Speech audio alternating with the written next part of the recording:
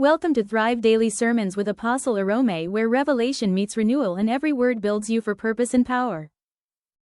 So that thing we call covering is a man that is set under authority. If you are set under authority and the authority that you are set under gives you an instruction, go to the international market and call all of the people you see there brood of vipers. Because you are set under authority, the consequence of your actions will come to the authority under whom you operate, not unto you. Do you understand that? So you will not bear the consequences of the actions you carry out under the authority. The consequences of your actions will be borne by the authority that has dispatched you. So the man says, I also am a man set under authority, having under me soldiers, and I say unto one, go, and he goeth, and unto another, come, and he cometh, and unto my servant, do this, and he doeth it. And when Jesus heard these things, he marveled at him. Why did he marvel? And turned about and said unto the people that followed him, I say unto you, I have not.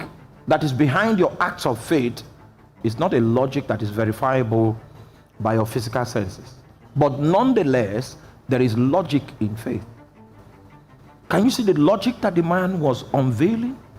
He said, I'm also a man under authority. I've seen you minister, and I know that you are not in charge. You bear witness of another. You carry the authority of another. I've seen your efforts, great efforts that you have put in place to find alignment with the one that has sent you. Speak the word only, and my servant shall be healed. Because I am a man under authority, I say unto this one, go, and he goeth. Unto the other one, come, and he cometh. So a man that is under authority has authority on his tongue. So you speak the word only. Been established in that family. If you are going to get married in your family, it's not you that they will bring the lady to come on. There's somebody older than Evangelist Peter in his own family that will be the one that they will go to consult in order to get married to even your own younger sister. You see, the entire physical family structure is based on the principle of headship. The principle of headship can be a very terrific power when it is wielded in unrighteousness. And you need to know how to deal with it.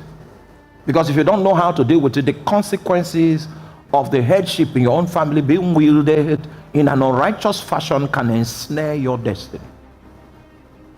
Because God recognizes the principle of headship. I came with a list of things that Satan normally exploits in order to bring injury to the... Are you with me? Can you understand my position? I've had to pastor women that their husbands are unbelievers. The husbands attend gatherings where they do ancestral venerations and pour libation to spirits. And this woman that sits in the capacity of head of your clan, head of your family, is likely to be an unbeliever. And just in case yours is a believer, God has helped you. The scepter of headship can be wielded in a most notorious way to bring injury to the destinies of men.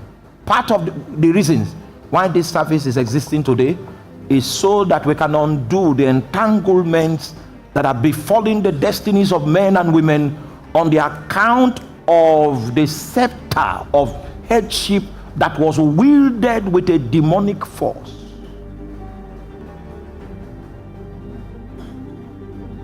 Against your destiny.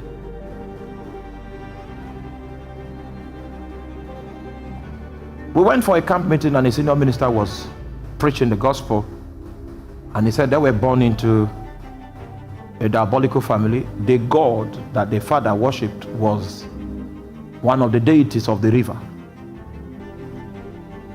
So when a child is born, they take the child before the deity, and the priest will offer sacrifices, and the spirit will come and bear witness. I say, okay, this one is going to stay by the altar. So when his elder brother was born, they took him to, I hope you know the authority that the father is using to do that is the authority called headship. So he brought this guy. That's the elder brother of this preacher, was brought to the oracle.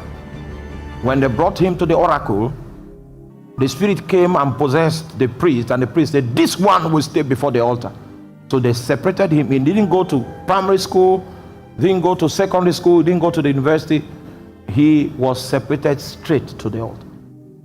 Began to learn the language of incantation, began to learn the language of divination, and started developing spiritual knowledge around that water deity. When they gave birth to him, they brought him to the shrine. Then the spirit possessed the priest, and the priest said, no, this one, allow this one to do anything that he feels like doing. That was why they allowed him. He went to primary school, went to secondary school. Somewhere along the line in secondary school, he gave his life to Christ. And the reason why the father did not fight him was because the oracle said, allow him do whatever he wants. He became a mighty preacher, but he knew that the headship that was in his family was against the kind of dedication that he had to God. Yes, there was an altar of darkness that was in his family. It is possible for you to gain some mileage when there is this darkness in your family, because the darkness feeds from the principle of headship, the system. If not, this system has the ability to limit you from becoming everything that God wants you to be. The thing about the matter here is that the headship is legitimate. Headship is not from the devil. Headship was instituted by God. Just like marriage is not from the devil. Marriage was instituted by God. It's God's idea, not man's idea. So God himself recognizes headship. But headship can be wielded in a fashion that it becomes an object of injury. How do you survive in such cases?